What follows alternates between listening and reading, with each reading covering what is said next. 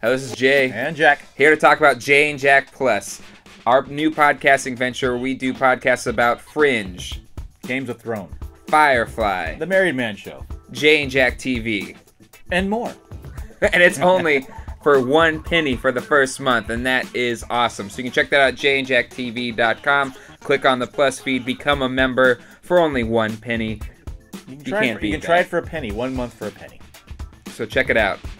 Hasta luego, and goodbye. Bye. Yeah. Just for the record, although he got a lot of hate, Jack was absolutely my favorite character. Yeah. I'll pass that along to him. I'm getting closer. We have 5 minutes left. I just say that we would, I know. Cool, sure. I said we would show the video again. We are not going to show the video again. I want to get as many of your questions. The video is going to be online, I think, by later today. So you guys can see it. Okay. Go ahead. Cool. Well, you guys said that you designed the show to speak for itself, and I think you did that.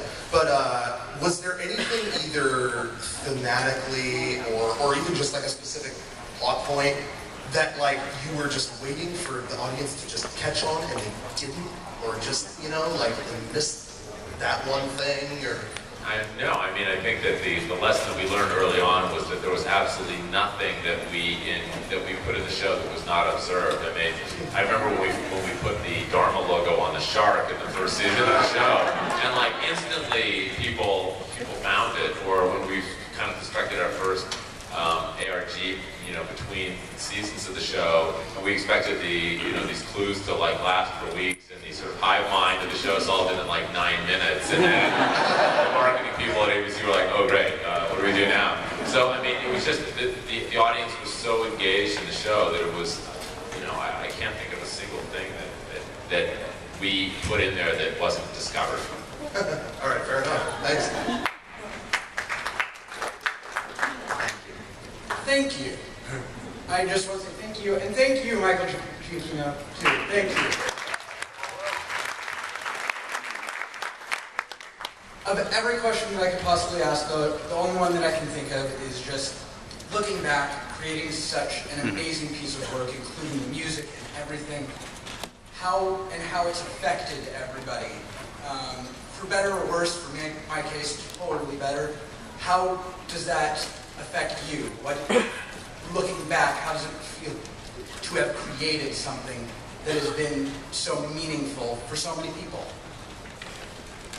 Wow, I mean that's almost an impossible question to answer. I mean it still is sort of surreal on some levels. I mean I think the experience of Lost is paralleled I think in both of our lives, and something that we will cherish forever, and as Damon said, it'll probably appear very close to our names and our epitaphs and our obituaries. I don't know. I just consider myself blessed. When you make a television show, you try your hardest. No matter how well you write something, there's this whole other process of alchemy that has to occur because you're collaborating with 425 other people, and just in Lost everything worked right. I mean, it wasn't just the two of us. It was us, the other writers, the actors, the directors, the production team, and just that kind of, everyone kind of working together in the shared vision. And it's an impossible thing to sort of achieve or to create. And as a showrunner, you want that, but you can't will it to happen. And somehow that happened on the show when we had this sort of special alchemy. And it's just I just am deeply appreciative for the entire experience. And I could not more articulately repeat what Carlton just said, and I'm not going to cry, but I would just say that in addition to that, I feel like there's a part of me that doesn't feel like we're the ones who made Lost. Like Lost kind of existed, and we allowed it to be what it wanted to be. And for those of you in the room who are parents, like I am, you look at your kid and you can't say, I made that. Your kid is just, you were responsible for raising them and bringing them into the world, but then it's kind of going to do its own thing. So it's still it's a very surreal idea that we made this thing Lost, that it just exists. It feels like it was something that was not only channeled by the 425 people that Carlton just mentioned, but also channeled by everybody in this room. You exerted your, your creative energy onto the show, and we had a dialogue going the entire time the show was on that was critically important to us as writers. Just as critically as important as it is when a football team takes the field to hear the cheers of the home. There's a crowd noise has a factor. You guys were our crowd noise, and we're enormously grateful to have heard it all.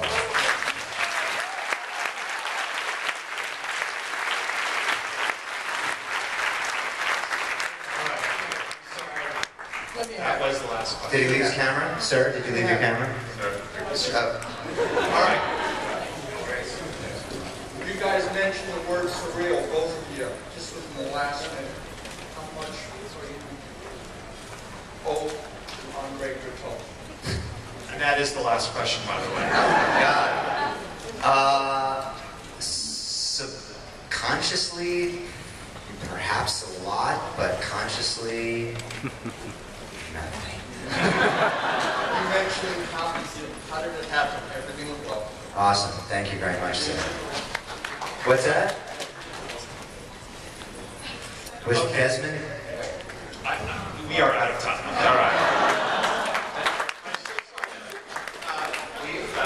Thank you. Everyone's sorry.